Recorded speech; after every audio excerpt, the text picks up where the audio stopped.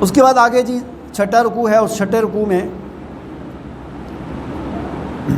ایک اور چیز بیان کی ہے، وہ یہ ہے کہ سورہ بقرہ میں اللہ تعالیٰ نے ارشاد فرمایا تھا، جہاں پر یہ بات آئی تھی کہ بنی اسرائیل کو بطور امت اللہ تعالیٰ نے ختم کر کے امت ہونے کی فضیلت اور امامت کا منصب اللہ تعالیٰ نے اب بنی اسرائیل سے چھین کر امت محمدیہ کو دے دیا ہے.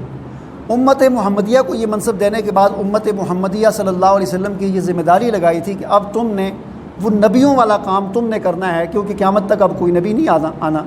پہلے کیا ہوتا تھا، نبی آتے تھے اپنا کام کرتے تھے، لوگوں کی اصلاح کا، لوگوں کی امر بالمعروف نہی عن المنکر، جو بگاڑ آتا تھا اس کو ٹھیک کرتے تھے. ایک نبی آتا تھا، وہ جاتا تھا، دوسرا جاتا تھا، پھر جب ضرورت ہوتی تیسرا آتا. اب حضور نبی کریم صلی اللہ علیہ وسلم کی ختم نبوت کے صدقے قیامت تک اب کوئی نبی نہیں آئے گا. جب قیامت تک نبی نہیں آئے گا تو اس کا یہ مطلب نہیں ہے کہ اب لوگ خراب ہو جائیں، نہیں، اب وہ کام اللہ تعالیٰ نے اس امت کے ہی لوگوں پر ڈال دیا کہ اب یہ کام تم نے خود کرنا ہے. نبی نے نہیں آنا، اب نبیوں والا کام تم نے خود کرنا ہے. لوگوں کی اصلاح کا، امر بالمعروف کرنا ہے، نہی عن المنکر کرنا ہے، اصلاح کرنا ہے، لوگوں کو واضح و نصیحت کرنا ہے، سمجھانا ہے، کوئی غلط کر رہا ہو اس کو روکنا ہے، ٹوکنا ہے. جہاں پر ہاتھ کی ضرورت ہو ہاتھ سے روکیں، جہاں زبان کی ضرورت ہو زبان سے روکیں. جیسا بھی موقع محل کے لحاظ سے جتنا ہو سکے تم اپنا اصلاح کا کام کرتے رہو. فرمایا کہ وَكَذَلِكَ جَعَلْنَاكُمْ أُمَّةً وَسَطًا لِتَكُونُوا شُهَدَاءَ، اور اس کے بارے میں فرمایا کہ قیامت والے دن تم سے سوال ہوگا.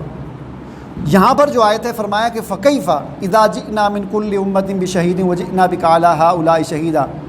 فرمایا کہ اس وقت کیا حال ہوگا کہ جب ہم ہر امت میں سے گواہ کھڑا کریں گے. قیامت والے دن ہر امت میں سے گواہ کھڑا ہوگا اور وہ کہے گا کہ وہ اللہ کا کام، نبیوں والا کام، وہ پیغام ہم نے آگے پہنچایا نہیں پہنچایا. اور فرمایا کہ اس امت کے خلاف یا اس امت پر بطور گواہ کے حضور نبی کریم صلی اللہ علیہ وسلم کو کھڑا کیا جائے گا. حضور نبی کریم صلی اللہ علیہ وسلم اللہ کے سامنے گواہی دیں گے کہ اے اللہ، تو نے جو مجھے پیغمبر بنا کر بھیجا تھا، جو پیغام دے کر مجھے بھیجا تھا، وہ پیغام میں نے اس امت تک پہنچا دیا تھا. بلکہ حضور نبی کریم صلی اللہ علیہ وسلم نے یہ گواہی اس دنیا میں ہی صحابہ کرام سے لے لی تھی. خطبہ حجۃ الوداع وہ مشہور ہم سنتے رہتے ہیں کہ آپ علیہ السلام نے 1.25 لاکھ صحابہ کرام کے مجمع سے فرمایا تھا کہ کیا میں تم تک اللہ کا پیغام دین پہنچا دیا کہ نہیں پہنچا دیا. صحابہ کرام نے فرمایا کہ اے اللہ کے رسول، آپ نے نہ صرف پہنچا دیا بلکہ حق ادا کر دیا.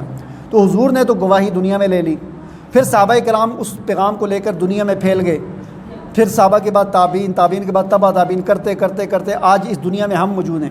اسی طرح قیامت والے دن سوال ہوگا، نبیوں سے سوال ہوگا. نبی کہیں گے ہم نے اپنی امت تک پہنچا دیا، صحابہ تک پہنچا دیا. صحابہ سے پوچھا جائے گا کہ آپ تک نبی نے پہنچایا تھا؟ وہ صحابہ کہیں گے ہاں نبی نے ہم تک پورا دین پہنچا دیا تھا. پھر تم نے کیا کیا؟ صحابہ کہیں گے جی ہم نے بھی، میں افریقہ چلا گیا تھا، میں چین چلا گیا تھا، میں افغانستان چلا گیا تھا، میں نے وہاں پر تیرا دین پہنچایا تھا. آگے تابعین سے سوال ہوگا تم تک، وہ کہیں گے ہاں صحابہ کرام نے، فلاں صحابی نے مجھ تک پہنچایا تھا، تم نے کیا کیا؟ ہاں جی میں نے آگے پہنچا. اس طرح کرتے کرتے پھر ہماری باری آئے گی کہ تم تک دین پہنچا تھا، کس نے پہنچایا تھا؟ جی فلاں نے پہنچایا تھا، تم نے کیا کیا؟ اگر ہم نے اس پر عمل کر کے اس کو آگے پہنچایا ہوا تو ہم تو کہہ سکیں گے اللہ کے سامنے ہاں اللہ میں نے بھی پہنچایا تھا، مجھے اس بات کا پتہ چلا تھا، میرے پاس یہ حدیث آئی تھی، میرے پاس یہ آیت آئی تھی، میرے پاس یہ اللہ کا حکم مجھے پتہ چلا تھا، میں نے اس پر عمل بھی کیا اور اس کو آگے دوسرے کو پہنچا دیا تھا. پھر تو ہماری جان خلاصی ہو جائے گی، ورنہ پھر ہماری پکڑ ہو جائے گی، کیونکہ یہ ذمہ داری ہے، فرض ہے ہر مسلمان کا دین کو دوسرے. اسی لیے حضور علیہ السلام نے فرمایا بلغوا عنی ولو آیا، کہ ایک آیت بھی تم تک پہنچے تو اس کو آگے پہنچا دو.